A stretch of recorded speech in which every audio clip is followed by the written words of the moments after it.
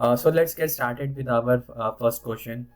Given the below list A, so our task is to move all the zeros on the left side and whereas all the non-zeros in the extreme right, and we're not supposed to change the order of the non-zeros. So for example, if you see, A has a combination of elements which are zeros and non-zeros, and what we want as an output that all the zeros in the input list should move on the left side and all the non-zeros should get moved on the right side. And if you see all the non-zeros in the input list 1, 10, 20, this order should not get changed in the output as well. So let's see how can we do on the Python notebook. So let's get started on the Python notebook. I have already input the list A with zeros and the non-zero elements, and first let's see what is the length of this input list. And we can see that there are 9 elements in it. So what I'm doing is to create two counters, A1 and B1, and initializing their value based on the length of input list. So what this and the use of these two counter would be A1 will typically use to iterate each value of the list or each element of the list, and B1 basically will track whether it's finding non-zero element or not. So since we have 9 elements, so I'm planning to iterate this list from end to beginning. Instead of going from first to end, I'm iterating end to begin. So for that I'm using the while loop. So here I will check whether the condition would be whether A1 is greater than equal to 0 or not, and then in the if it will check whether a given element is not equal to 0 or not. So for example, if it finds 88, the condition will get true, and what it will do, it will replace the values or copying the values. So the A1 equal to become A of B1, and then we will reduce the counter B1 equal to B1 minus 1 because we have find a non-zero element, so reduce its counter by 1. And if it doesn't find it, obviously we will reduce A1 equal to A1 minus 1 so that we can see the condition of the while loop whether it's true or false. And let's run this and see what is the output we are getting. And we can see there are 9 elements in the list, and we can see in every step or every iteration what is the output of A. So we can see that in first it will check the 0. Since 0 is 0, so this if statement will get failed, and what it will do, it will just reduce the counter of A1 from 9 to 8, and the output will be printed as same as the input list. Now when it reduces to 88, the element is 88, this if condition will get true, and it's saying that replace this A8 in A of 9 because B1 is still 9, and then since we have find a non-zero element, then reduce the counter of B1 by 1. And we can see that in the case of 88, this statement A of 9 has become A of 8. Sorry, A of 8 becomes A of 9. So this we can see that 88 has been shown 2 times. And the value of B1 has been reduced by 1. Now let's print the value of B1 and see what exactly the track or the counter or the value of B1. We can see the value of B1 is 2. It means the value of B1 has started from 8. Now it becomes 2. It means from 8 to 2, it has find around 6 non-zero elements, and there are 2 elements which are 0. So I can simply say that, run while condition B1 greater than equal to 0, and I'm saying that replace A of B1 equal to 0, so that all the 0 elements will come on the right side, automatically will come on the right side, and then reduce B1 minus 1, and then finally print A. And we can see that we have got the expected output, all the zeros on the left and all the non-zeros on the right without changing their order. Second question is, we need to check the input string whether it can be split or segmented into multiple words or not. For example, the way we will check is that let's say we have a string called hello now, hello now, and we need to see whether it can be split or not based on the dictionary. So for example, in the input string hello now, this string can be split into multiple words because hello, which is here hello, and the other one now, now, now, both are present in the dictionary. Both are present in the dictionary, hello and now. So this means this word can be segmented into multiple parts or split into multiple words. Whereas if you see some different input string, which is let's say HEL world, this particular input string cannot be split into multiple tokens or multiple words, because from wherever you split this input string, none of the token is present in the dictionary. So your output will say that, hey, this hell world cannot be split into multiple words. Whereas if the input string is hello now, yes, this can be split into multiple words because hello plus now both are present in this dictionary. So let's see how can we do in the Python notebook. So let's start with question 2 here, and let's input the string and the dictionary as well. So I'm just copying paste into here. So now we have defined our input string, which is hello now, and we also defined the dictionary of words, which is hello, hell, on, now. Now the question is asking whether we can split this input string or not, so that both the tokens or the split word should present inside the dictionary. So the way I'm planning to solve it is to create a function. Let's say the name of the can segment, and then here I'm passing input string, which is s, and then the dictionary. So now the way it will start, now I will iterate for, let's say, I'm range length of s and plus 1. So now here what I'm doing is that I will check each element of the input string and see whether it's present in the dictionary or not. So I'm calling it as a first, let's say a variable name called first, and basically it will start from 0 and go till I, and then I will check whether this word first is present in dictionary or not, whether it is present in the dictionary or not. If it's present in the dictionary, then I'm creating a new variable called second, and now I'm passing the value from I till last element. So it means if, let's say, if it finds the first word in hello, which is like the fourth element, now the second will start from fourth element, it's from fourth element onwards. And then here basically I'm looking and checking whether if not second, it might happen that we don't have any value in the second variable, if not second, or let's say same like the way I'm checking first in dictionary, I'm also checking second in dictionary, whether it's present or not.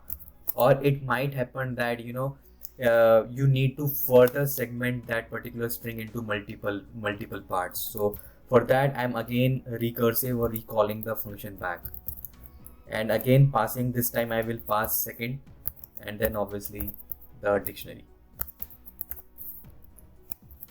And now let's say if this condition, any of the condition, not second or second in dictionary or can segment, gets true, then I will put it as return true, or I will put it as return false and will exit the for loop.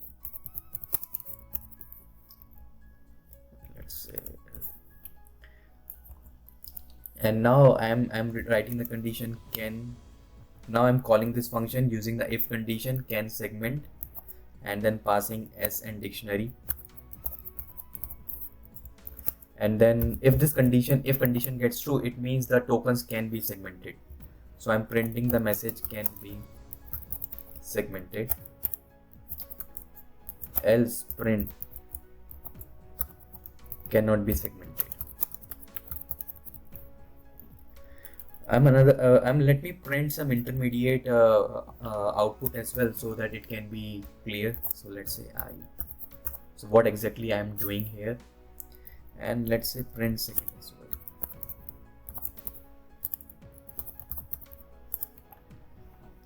and let's run and see what output we will get. So see, in this for loop, it basically checking each element.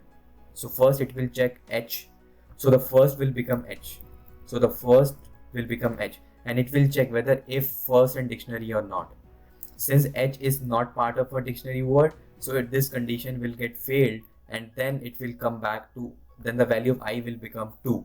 So here the value of I become 2. Now the next thing, it will check he, whether he is present in dictionary or not. So it's checking he, it's again get failed because he is not present. Then it will check hel, so the first will become hel, so it will check whether hel is present in dictionary or not. It again failed because there is no hel. Then the fourth time it will start hell, hell.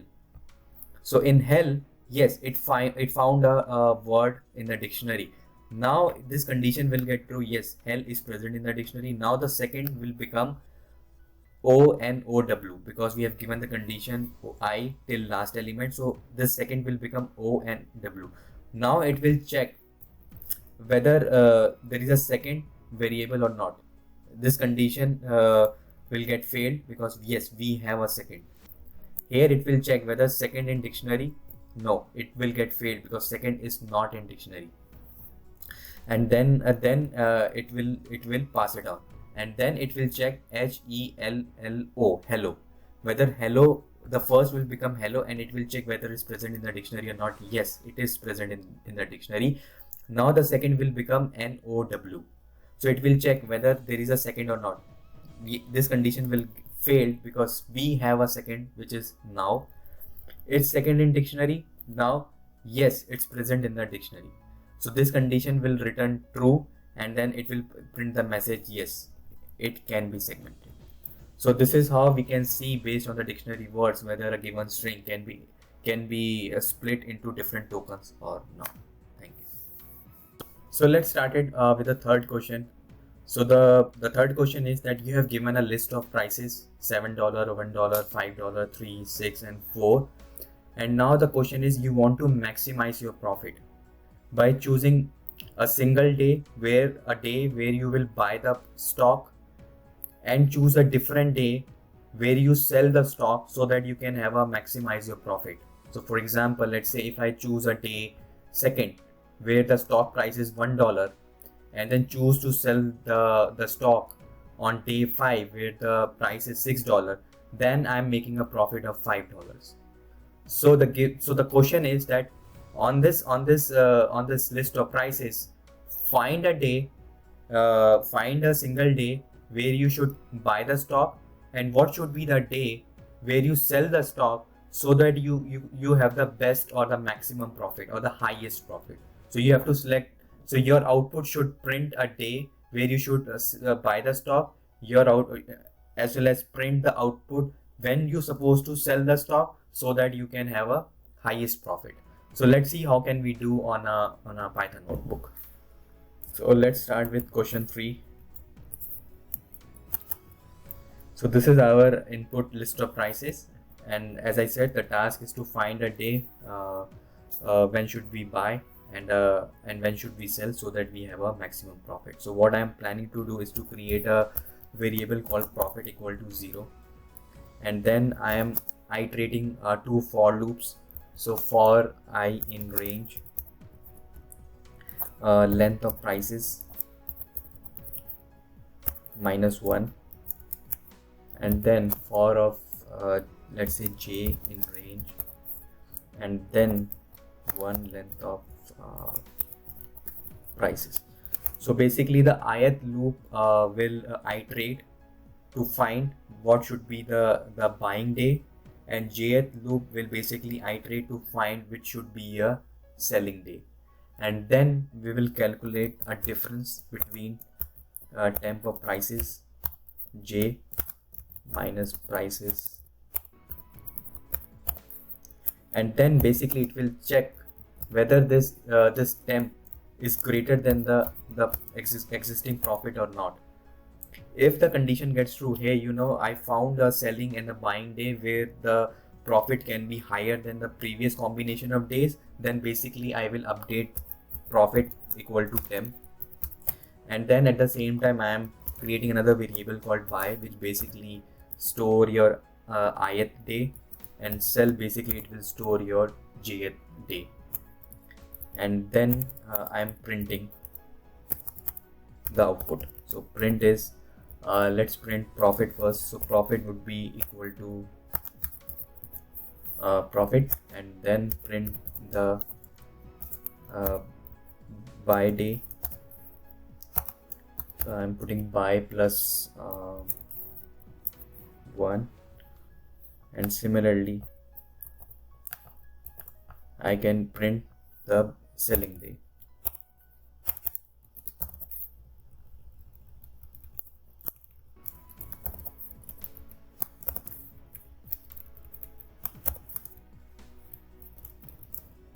Now let's run and print it. So it's saying that profit is equal to 5. So you should buy the stock on the second day when the price is $1, and you should sell your stock on the 5th day when the price is $6. In that way you will maximize your profit, and your profit would be $5. So in that way the question is basically asking us to find the combination of selling and the buying day so that you have the maximum profit. Thank you.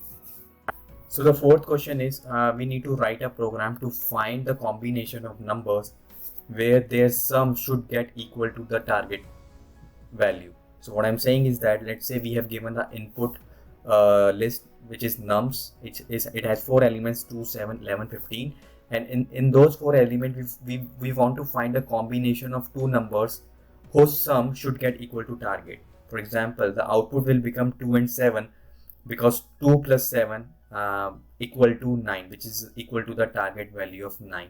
So let's see how can we do in the Python notebook. So the way I'm planning to solve this problem is through I will run 2 for loops, 2 iteration, and this will be length of nums, and then for of j in range. And now it will check whether the combination of ith element and the jth element is equal to target or not.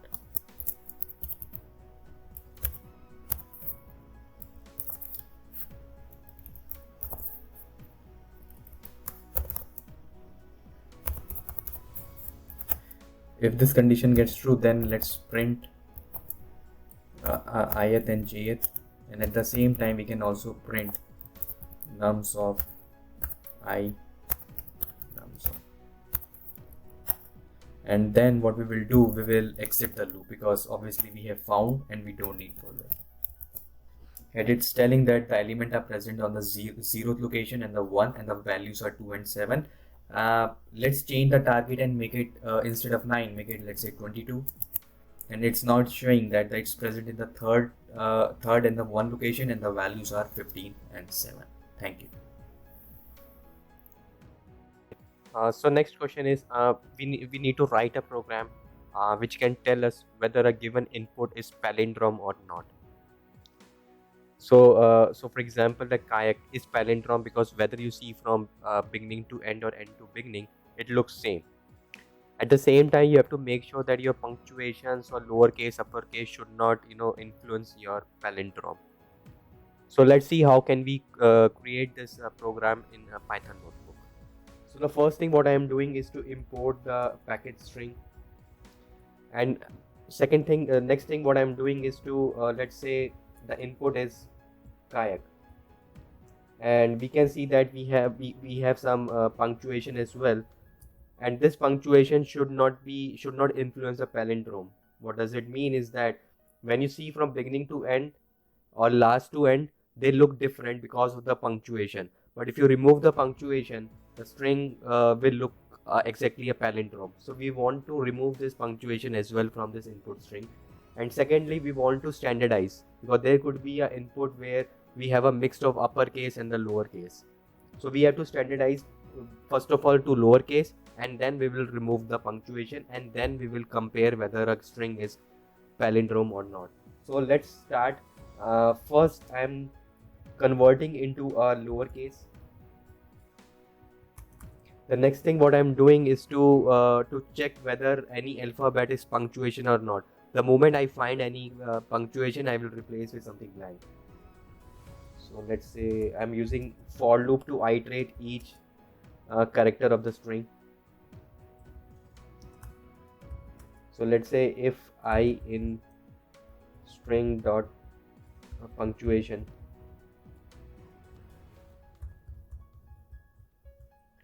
then str equal to str dot replace I with a blank, and then I will check after making it standardized to lower, removing all the punctuation. Then I will check the condition if str equal to whether the string is equal to when we are reversing. So if this condition gets true, which means that whether you see a string from beginning to end or end to beginning, they look exactly same, then I'm printing as palindrome. Else I'm printing as not palindrome.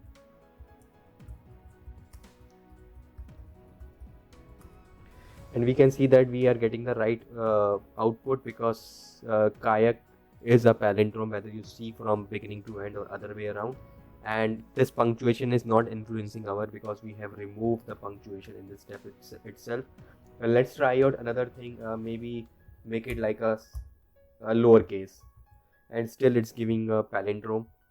And now let's remove this. Now this string is not a palindrome, so we expect the output to be not palindrome in the right output.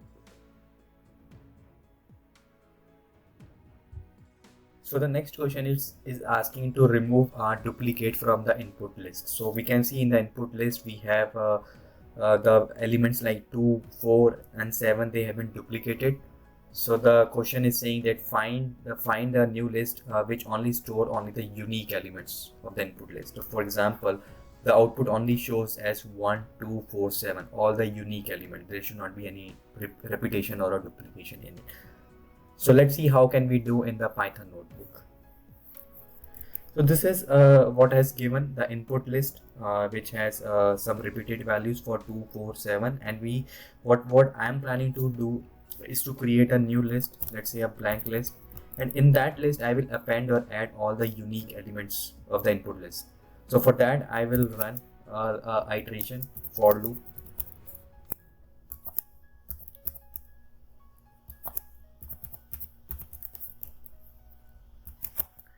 and then I will check whether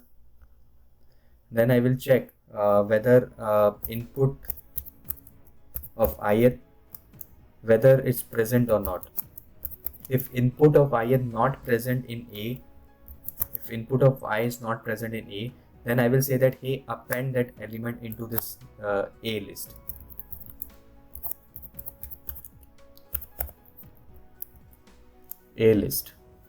And then we can print the list A, and we can see that it has printed all the unique elements in the A.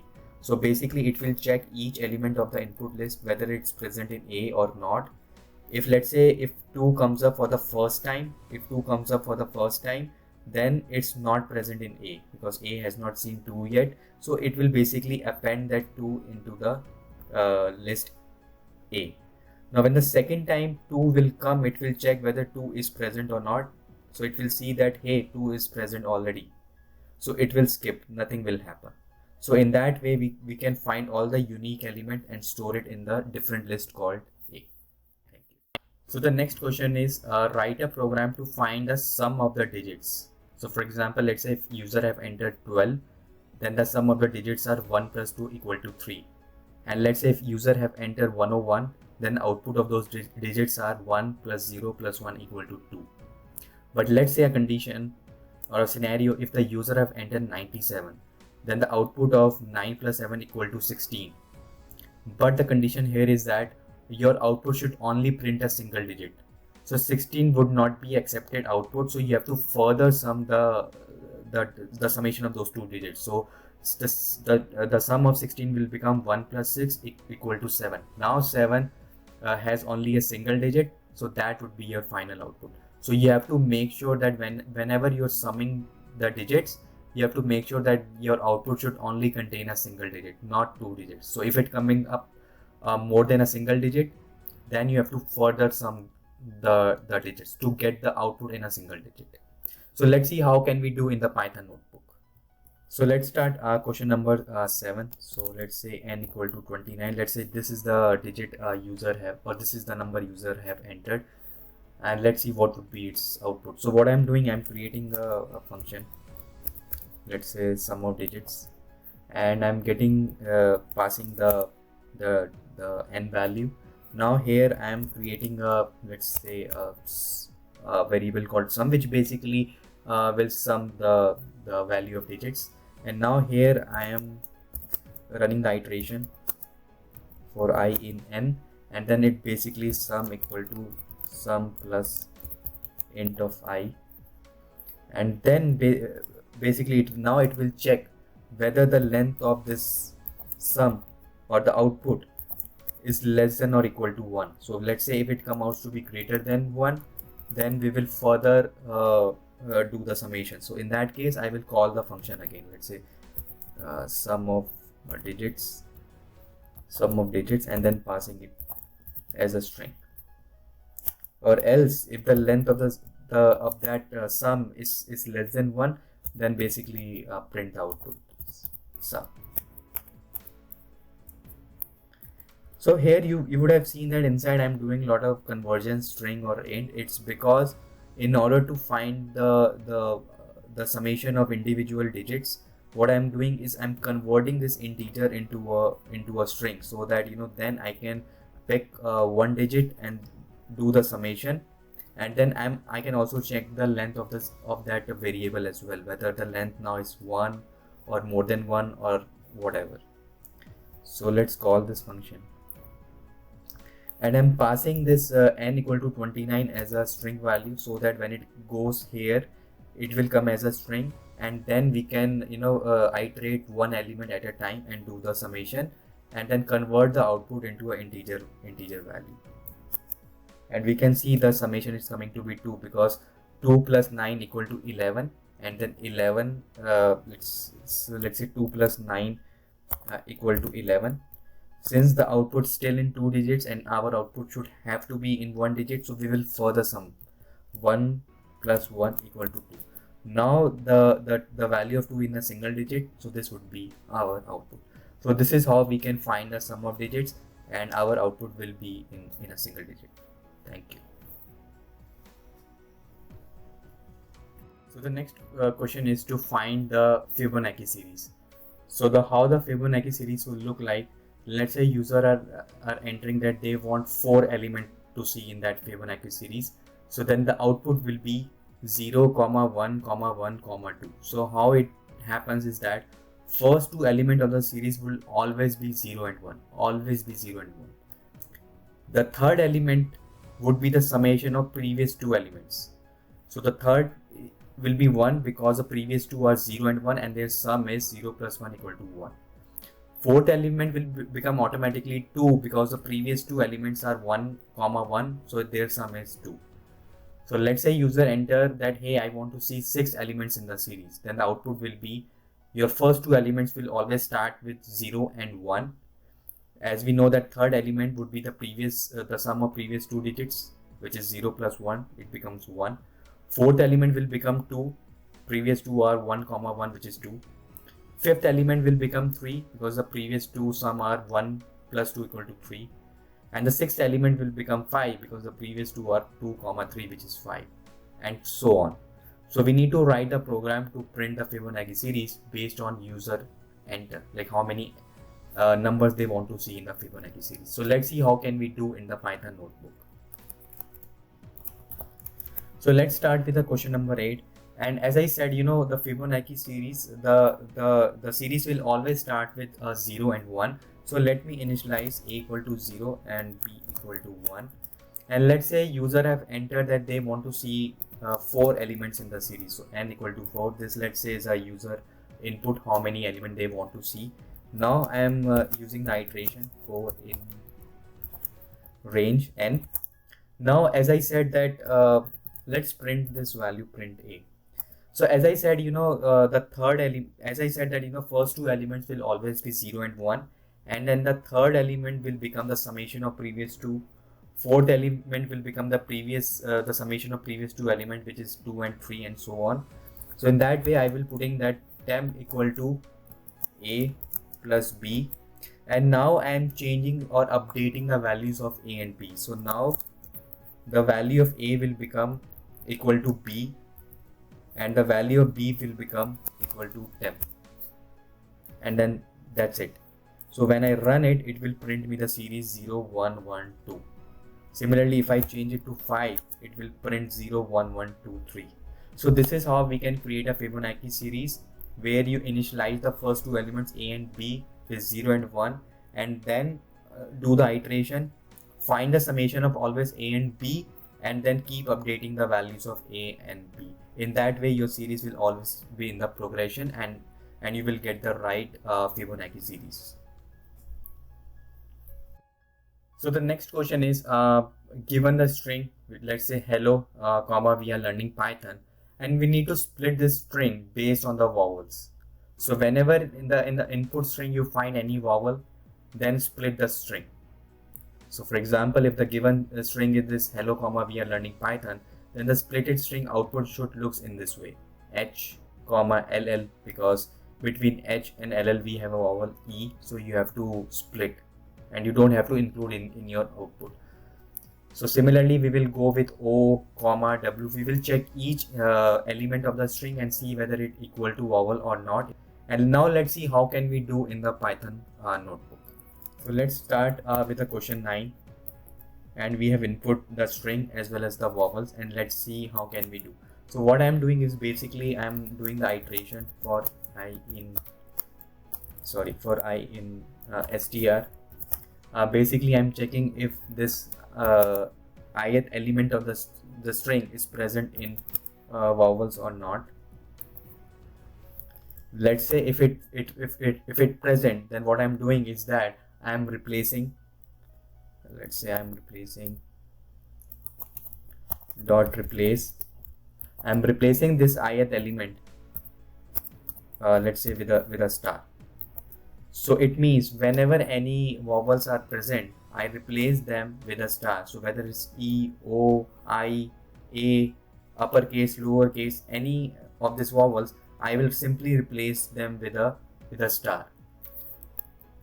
And let me print this str as well. Now it becomes very simple to split. So now what I'm saying is that, let's say token equal to str dot a split function, and now I'm giving the condition inside that split based on the star. So whenever it finds star in the str, just split from there. So print of token.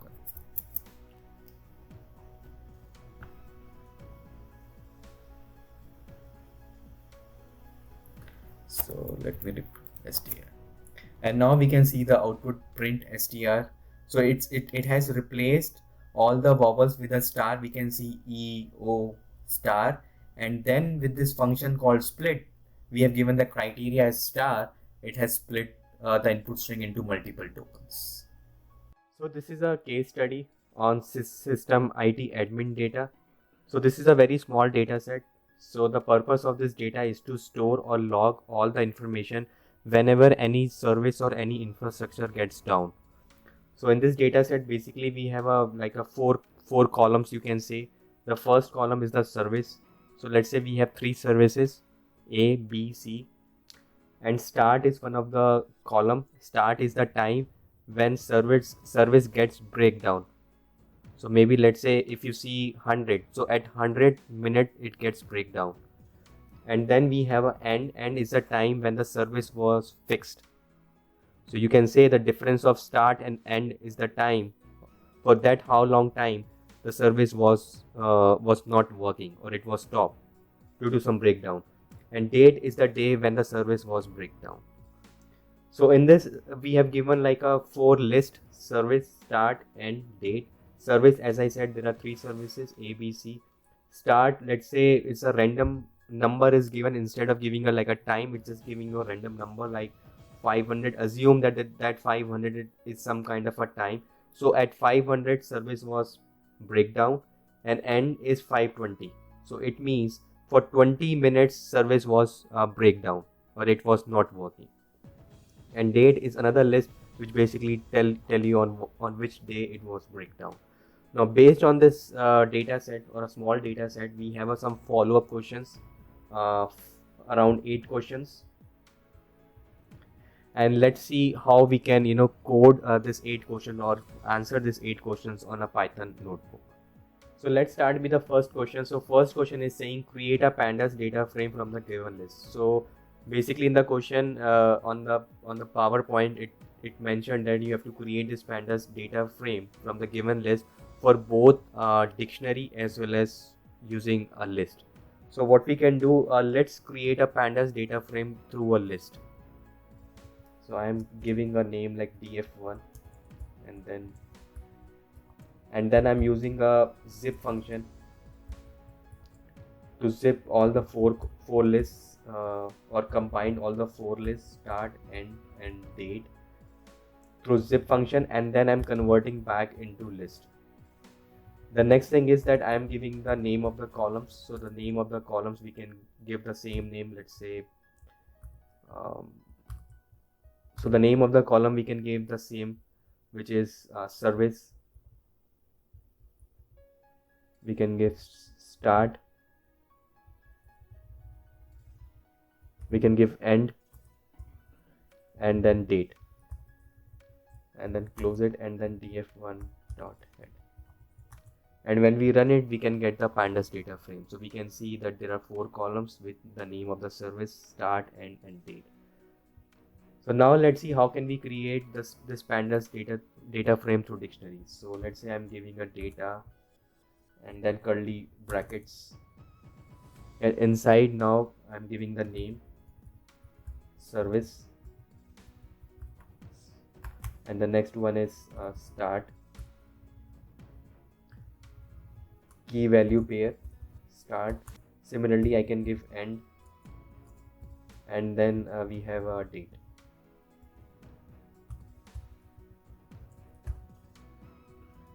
And let's see if it pd dot data frame,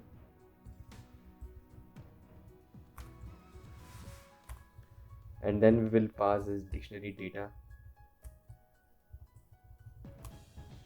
and then df dot head, and we can see that we have able to create the pandas data frame through dictionary as well. So the next question is convert date data type into date format. So let's see first what is the data type of each of the 4 columns. And we can see that service is object, which is supposed to be, start is int, end is int, and date is object. So let's convert this date column into a proper format. So we can use pd dot to underscore date time to convert it.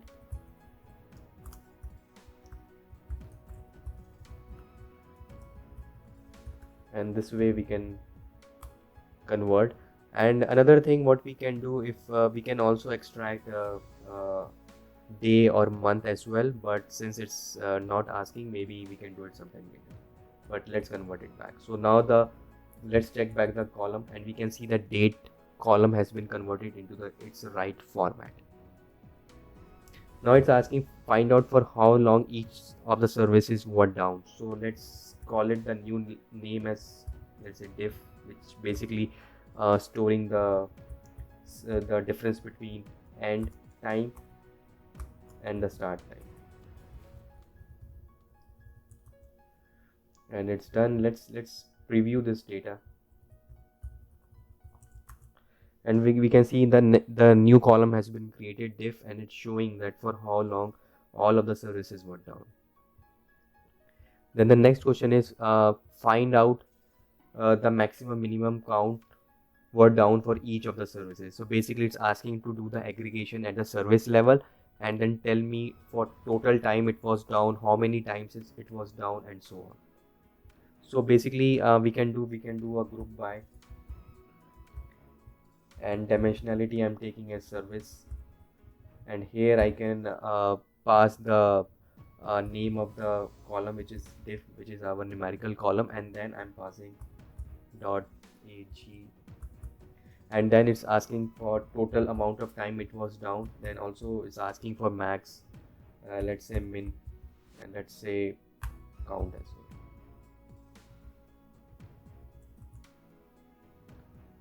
So this needs to be df, and then we can see that each of the service, so service A was down for 3 times, and the sum and the total amount of time it was down for 165. B was the highest, B was 275 and C is 411. So this is how we can do the aggregation. Now it's asking is to create a function which will take 2 parameters and print which services were down during those parameter intervals. So let's create a function called, let's say, service underscore interval, and these are the 2 parameters we will going to pass, x, y, and then basically we need to filter out the start should be greater than, let's say, equal to x. Let me close this guy, and I'm putting the end condition, and df end should be less than equal to y. So in that way, whenever we passed any number, it will tell us during that interval time which services were down. Service underscore interval, let's say we are passing 100, 200. So here, and we can see during 100 and 200 we have 2 services were down, service B, in fact both the time, and we can see the numbers. So this is how we can create a function and then filter out based on the parameters.